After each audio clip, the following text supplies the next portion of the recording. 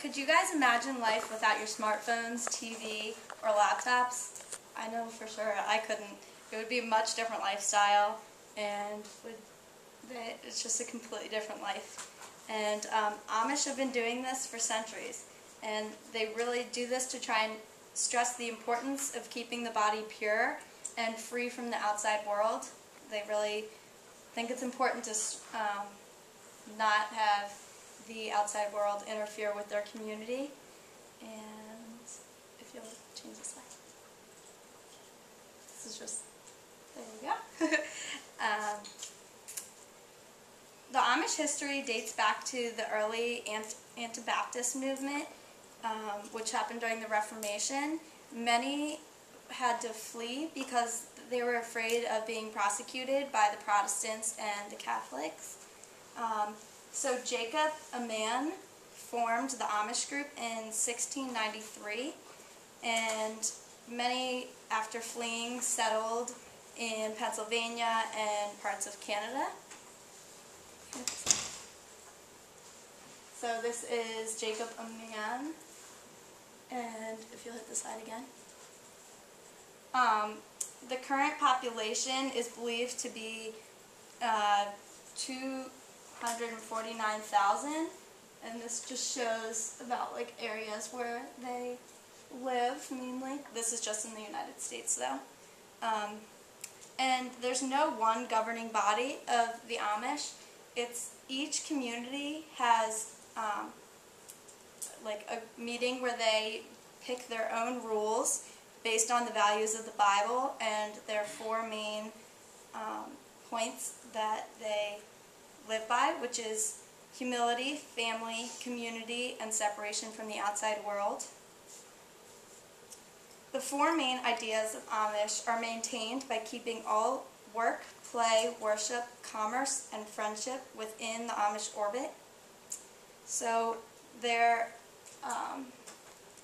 technology, they believe that having technology and communication with the outside world actually weakens the family structure and leads people away from like the community, so they want to keep it as such a close-knit community, and they don't want any experience with the outside world because that could tempt other people, could tempt the Amish people from wanting to leave the community.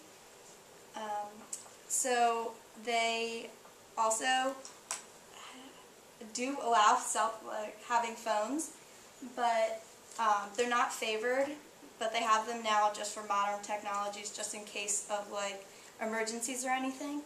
If you go to the next slide. These are their phones, and they're located they have like pretty much, depending on the community, but they have one per community, and they just all share it, and they don't really like you to be using them, so they just have them there, like I said, in case of emergencies. And also, something that's really important to them is their dress and how like they come across in their appearance. And they dress to symbolize their faith by being very simple and not trying to stand out. And all of their clothing is made at home with plain fabrics because patterns are forbidden in the community. If you go to the next slide.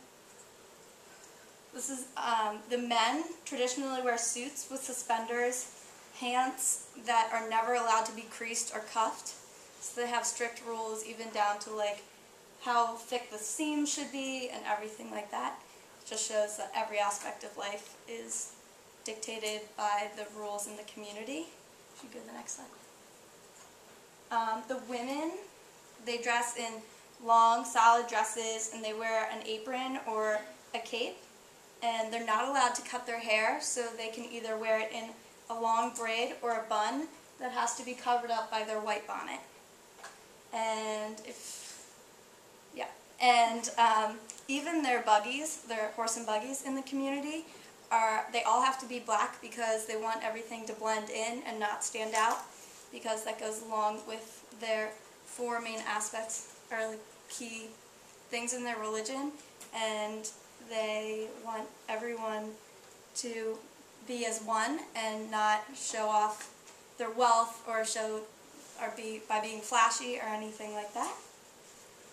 And found this culture to be very interesting because it's hard for me to think about life without technology, and I just think that we have become so dependent on it that it's very respectable that the Amish have been able to resist temptations of modern advances and stay true to their faith.